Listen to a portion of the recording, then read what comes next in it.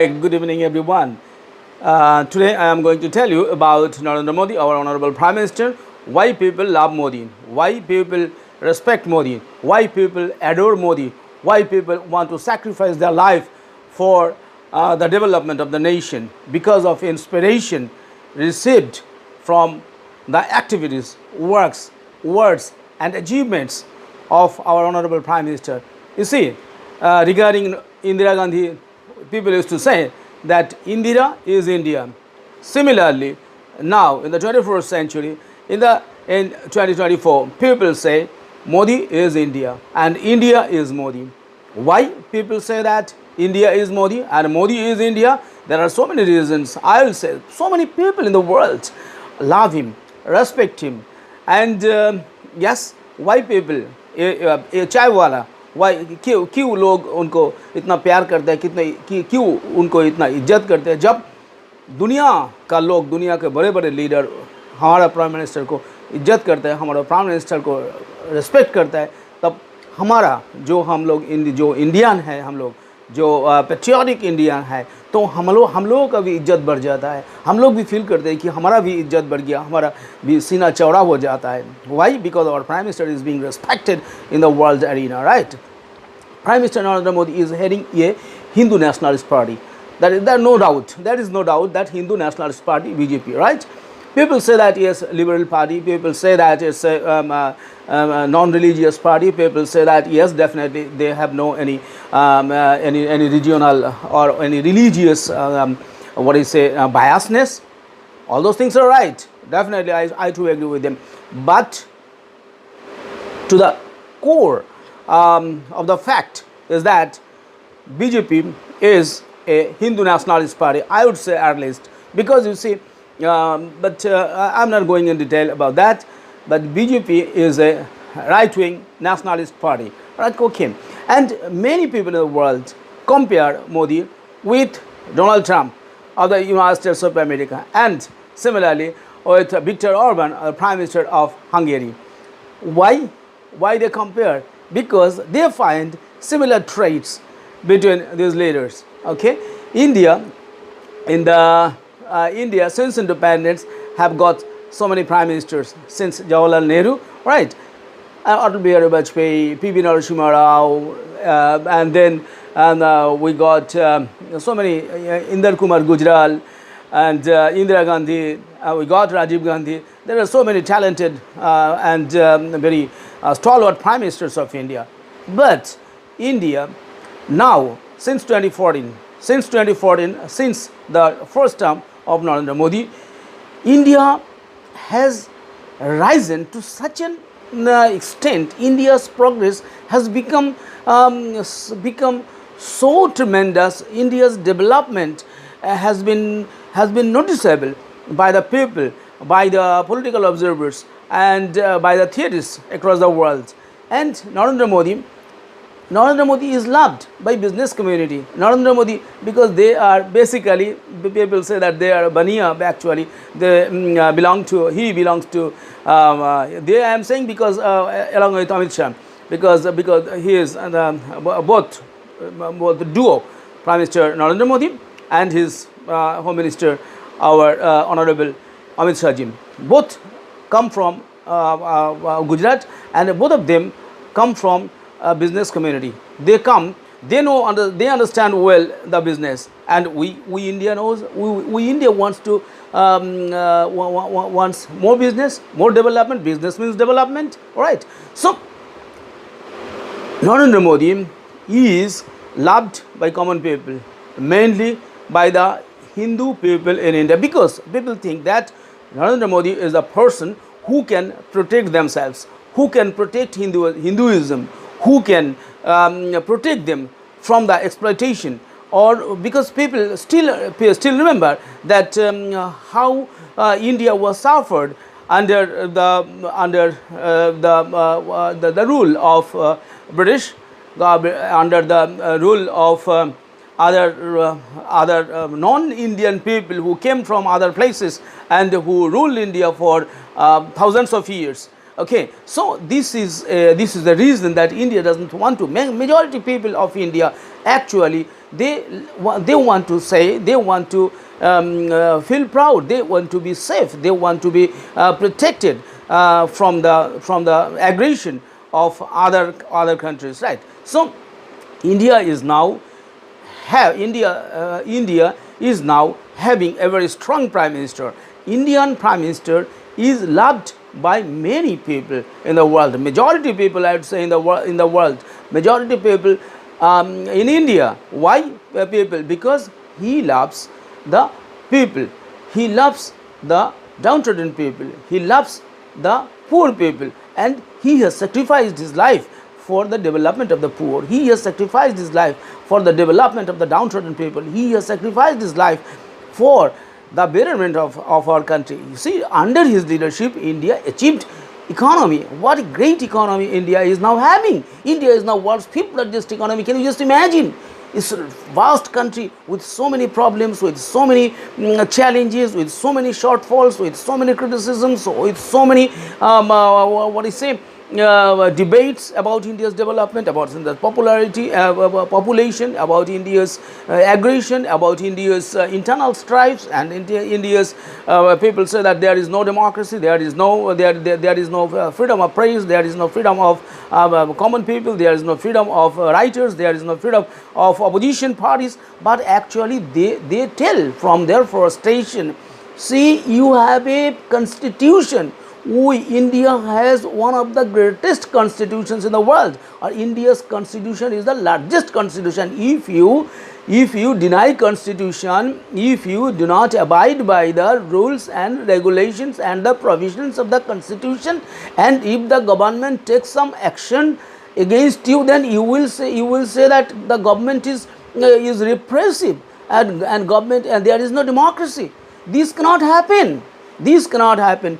India now has got a good leadership and very strong leadership, and people of India like this. People of India like this because you see, he at the time, he is a BJP, yes, like many, it's a conservative party, I would say, but it is a business friendly because Indian businessmen are very happy. Indian businessmen are doing very good business in under Modi's regime. You see, Adani's and Reliance Industries, Reliance Industries of Mukesh Ambani, they are doing tremendous well, and they are the richest persons in Asia. All right, so Asia, in entire Asia. So you see, they are doing very good well, and not only that, upper caste Hindus, he is being loved by upper caste Hindus, Kshatriyas, and Brahmins. So all the religious people, all the what do you say, this community love him and respect him. And see, BJP is it's a pan-Hindu party, rather, I would say. Okay, but this is not India. Is a democratic country. It's a large country. So many religious people, so many communities are living here together.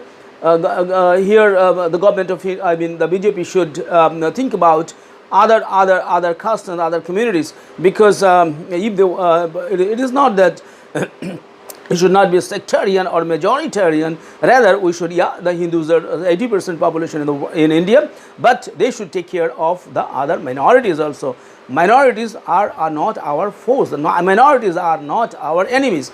So that should be kept in mind, and accordingly they should be given proper justice, and they should be given proper representation in ministry, and in representation in parliament and legislative assemblies, and in other decision-making bodies. Okay, so India's size and wealth of Indian upper middle class has been increased under the leadership of Modi. That's why the middle class people love Modi, because the Indian middle class has risen to an affluent position, and that is why the rise of affluent India, you can say.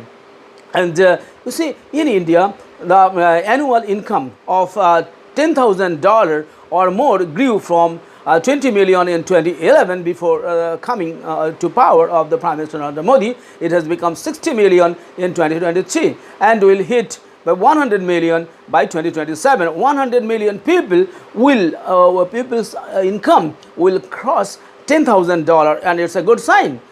So people in the world are watching these things because these are the developments taking place in India. All right. So it is, but Prime Minister Narendra Modi, yeah, this time, in this 2024 election, Narendra Modi, against Narendra Modi, there's so many people, so many political parties, at least 40 political parties created INDIA alliance. You just see people, these people are afraid of Narendra Modi, because he is working so tremendously, he is working so so nicely and so strongly, so boldly, that their chances of coming into power being very dim, right, being very less, being very low. That's why they want to come to power. And we have seen from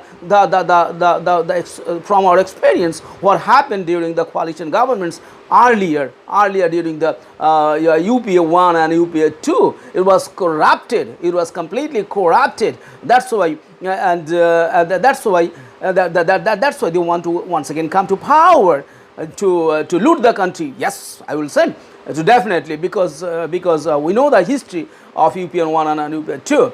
Okay, but Mr. Modi's tenure has increased India's economies and geopolitical standing in the world. India's position, India's prestige, India's dignity, India's influence has risen to such an extent that there is not a country in the world, that is not a forum in the world, who can avoid India. May it be business summit, may it be international conflict, may it be war, may it be peace. Everywhere India is required, right? So this Narendra Modi was once denied US visa, but now when he goes to the United States of America, so people, the American presidents also are surprised to see the popularity there. They are right. So it is really very a matter of pride for Indians, right? So I think that something that many people say, that India needs like a leader like Narendra Modi. And under Modi's foreign policy, nationalist yet pragmatic. Yes, India's foreign policy may be nationalist. Yeah, a section of people say nationalist, but it is really very pragmatic, because earlier, since independence, we have been following the path of non-alignment. But now the world is diverse. Now world is diverse. You cannot stay without alignment. So India is now having a foreign policy that is multilateral. Because if you need, you will. India is with the United States of America. India is definitely with Soviet Russia, because it is his old friend. So no, India is not now aligned with any particular group, any particular bloc, or any particular group of international leaders, right, or countries. So India is now very strong, and Modi's trade relations, and Modi has always grown, and what I say, he has grown, and not formal and informal relation. He has grown an informal relation with the world leaders. That is why under his leadership, people the world leaders are very happy with India, because he is having a very good and friendly relationship. And from this friendly relationship, India's foreign direct investment is also increasing, right? So this is a really a very good gesture, or very good initiative that has been taken by government of India under leadership of Modi. And I am very much fan of him, because if you see very recently, and then maybe people, Modi in India is not a university. People say that his education rate, but I am not talking about his education. Indian Constitution does not say about about educational qualifications of a Prime Minister or President. But you see the achievement. India's achievement under Narendra Modi is so high, is so great, that according to me, no other former prime ministers have ever achieved such such development, such progress. India, because so many people, crores of people have been brought brought out of poverty. So many people are now free, now computer literate, and so many people are getting educated, and people are freeing themselves and feeling themselves liberated. People are feeling themselves happy. People are feeling themselves very that they belong to what do you say? Not more than.